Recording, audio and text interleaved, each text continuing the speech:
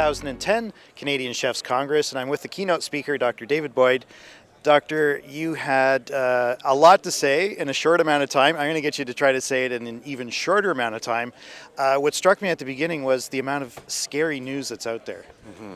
Yeah, I mean, this is the problem. I mean, when we talk about sustainable seafood, we often talk about overfishing. But what I'm trying to get across is that there's an even bigger picture out there which has to do with climate change and greenhouse gas emissions.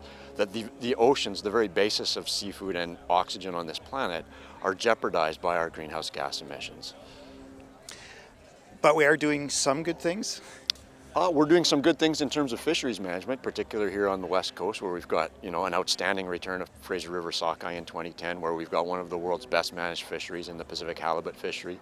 But we're not doing much in terms of reducing greenhouse gas emissions. We're as guilty as the rest of the Canada when it comes to having a really unsustainable carbon footprint. And that carbon footprint, which is really vague and abstract to a lot of people, we can measure the pH of the ocean. So we know that over the past 2 centuries, the pH of the oceans, the acidity of the oceans has decreased by 30%. If you're a chef, you know how important chemistry is. If you put too much salt, not enough yeast in a recipe, you have a disaster on your hands. We're putting too much carbon dioxide into the atmosphere. Too much of that carbon dioxide is being soaked up by the oceans, and it's changing the basic chemistry of the oceans with dire implications for the future of marine life. So how do we bring that kind of discussion, fear, prediction down to the chef level, because they feed so many people? How do they make a difference? Right, well, I think that seafood, which so many people love to eat, is actually one of the best avenues we have for opening up that conversation. And I think chefs are the ideal people to do it. Chefs are already pretty knowledgeable about local, organic production methods. They're pretty knowledgeable about fish which are well managed, fish which are not well managed because of the work of organizations like Sea Choice.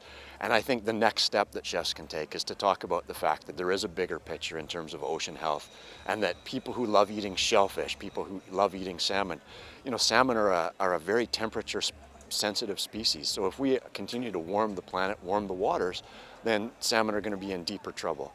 If you like eating shellfish, and who doesn't like eating the clams, the oysters from the Pacific coast, then you have to be concerned about the acidification of the ocean, which will impair the ability of these species to actually live. And so by using seafood, we can actually use it to get that conversation started with people.